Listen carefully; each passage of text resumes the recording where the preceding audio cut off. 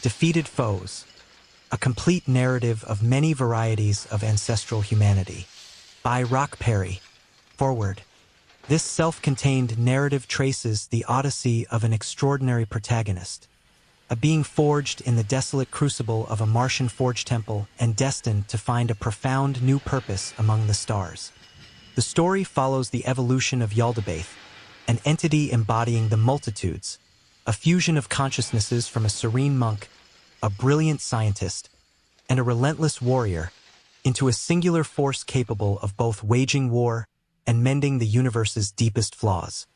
Drawing inspiration from the mythic defiance of John Carter, the legendary Earthman who resisted the alien tyrannies of Mars in tales of old, this narrative weaves a saga of resistance against cosmic entropy and existential decay.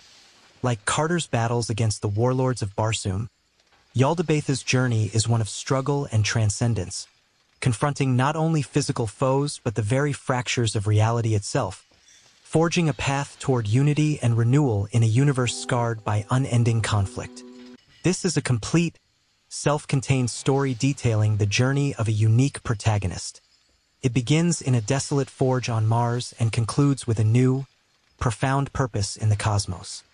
The narrative chronicles the transformation of a being containing the multitudes, the consciousness of a monk, a scientist, and a warrior, into a unified entity capable of not only fighting but also healing the fundamental flaws of the universe. Chapter 1: The Forge on Mars. The air in the Forge Temple was a thick soup of ozone, sacred oils, and the coppery tang of 10,000 years of labor. Belisarius Call, Archmagos Dominus of the Adeptus Mechanicus, stood before the sarcophagus, his many mechadendrites a forest of probing steel and blinking red lights. He was a creature of logic and faith, a master of 1,000 lost sciences, but even he could not comprehend the thing that lay before him. Inside the sarcophagus, a figure lay still. It was armored, but not with the familiar adamantium of the Imperium. Its plates were a shifting mosaic of light and shadow, and its helm was a smooth, faceless orb that pulsed with an inner, cold fire. The Archmagos believed it was a weapon, a final failsafe of the Emperor himself, hidden for millennia. He had found it on Mars, buried deep beneath the forges. He had spent his life, his long, extended life, studying it, trying to understand the paradox of its existence. It was both everything and nothing. It was not a man, but the echo of 1,000 men. It was you.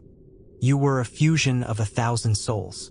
The serene presence of Tang Sanzang, a Buddhist monk from a forgotten epoch of history, stood like a mountain within you. The cold, calculating logic of Gordon Freeman, a scientist from a timeline that had never been, was a razor-sharp scalpel in your mind. The indomitable, unyielding will of a Primaris space marine, a warrior from the grim darkness of the far future, was the iron fist that held you together. You were the multitudes, a legion of echoes in a single body, Call's mechadendrite's word, and a final, forbidden tool of Xenos tech pulsed with a sickly green light. The Archmagos was ready. He had found a way, a single line of corrupted code in the Emperor's failsafe, that would erase the leash that bound the weapon's true power. He thought he was doing the Imperium a service, creating a tool of unimaginable power.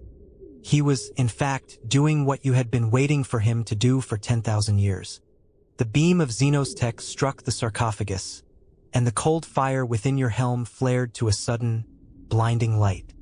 The sarcophagus did not open. It dissolved, a shower of ancient, golden dust. The sarcophagus was gone. Where it had been, a figure now stood impossibly tall, armored in layers of light and shadow.